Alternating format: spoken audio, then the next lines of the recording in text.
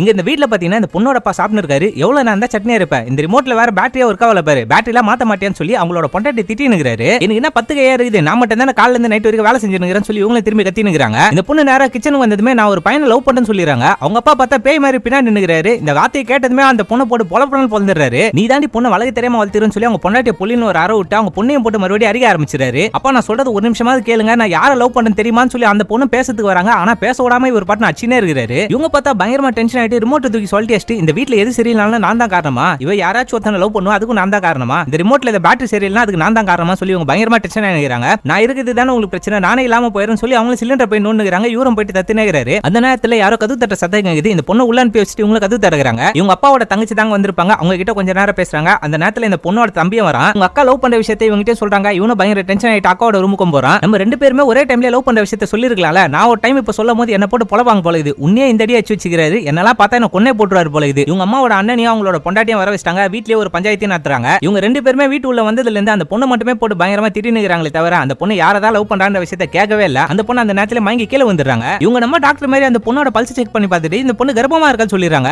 அவளை தாண்டா நம்ம கதையை முடிச்சுட்டீங்க போங்கன்ற மாதிரி அவங்க தம்பி அப்படியே முடிச்சு பார்த்துட்டு அவனுக்கு அப்படியே ஃபிளாஷ்பேக் ஒன்று போகுது. இந்த பொண்ணோட தம்பி அத்தை பொண்ணு தான் லவ் பண்ணிருப்பான். அவங்க ரெண்டு பேருக்குள்ளயுமே நிறைய விஷயங்கள்லாம் நடந்திருக்கும் போல இது. ஒருவேளை அவளும் பிரெக்னெண்டா இருப்பாலும் சொல்லி இவன் அப்படியே யோசிச்சுக்கிறான். இவங்க அம்மா டக்குன்னு கருவ கழிச்சலாம் சொல்றாங்க. வேற ஒரு மாப்பிளையும் தேடலாம் சொல்லிடுறாங்க. வேற ஒரு மாப்பிளையை தேடுறதுக்குள்ள இவ ஓடுவாளேமான்னு சொல்லி இவங்களும் யோசிச்சுக்கிறாங்க. அண்ணே நீ உன்னோட பையன் சுந்தரம் எங்களுக்காக கட்டி கொடுக்க மாட்டியான்னு சொல்லி இவங்களும் ரொம்ப பாசமா கேக்குறாங்க. எங்களோட பையனை கொடுக்கறதுக்குலாம் எங்களுக்கு பூர்ண விருப்பமா, இவளோட வயித்துல இருக்கிற கருவை முதல்ல கழிச்சிடலாம் சொல்லி இவங்க பேசினுக்கிறாங்க. நான் சொல்றத ஒரு முறையாச்சும் கேளுங்களேன்னு சொல்லி இவனு ஏதோ ஒரு விஷயத்த சொல்ல வரான். குடும்பமா சேர்ந்து வாய மூறான்னு சொல்லி கத்துறாங்க. அந்த நேரத்துல யாரோ ஒருத்தவங்க கதவு தட்டுறாங்க. இவனை கதவு ஓபன் பண்ணி பார்த்தா அந்த சுந்தர பையன் தான் வெளியே நின்னுக்கிறான். என்ன வீட்ல எதனா பிரச்சனையா, எல்லாரும் ஒரு மாதிரியா இருக்கீங்க. இந்த பொண்ணு நேரா எழுந்து வெளியே போயிட்டு இவன் சட்டையை பிடிச்சி தத்தன்னு உள்ள இழுத்துட்டு வந்துட்டு நான் இவனை தான் லவ் பண்ணுகிறேன், இதை தான் நான் சொல்றதுக்காக கால்ல இருந்து ட்ரை பண்ணிருக்கிறேன், என்ன வாயா தர விடாம கால்ல இருந்து அச்சினேகிறீங்க திட்டினேகிறீங்க, என் வயித்துல வளர குழந்தைக்கு இவன் தான் அப்பா, நம்ம ரெண்டு பேர் குடும்பத்திலுமே இத்தனை வருஷம் இந்த பிரச்சனைனால தான் நாங்க லவ் சொல்லவே தாங்கிட்டு இருந்தோம். ஆமா எப்படி கர்ப்பமானு சொல்லி இவனை அதிர்ச்சியா கேட்கறான். செய்யறதெல்லாம் செஞ்சுட்டு ஒன்னும் தெரியாத புள்ள மாதிரியாட கேட்கறன்னு சொல்லி பொலின்னு ஒரு அற விடுறாங்க. அப்படியே அந்த பழத்தையும் முச்சிடுறாங்க.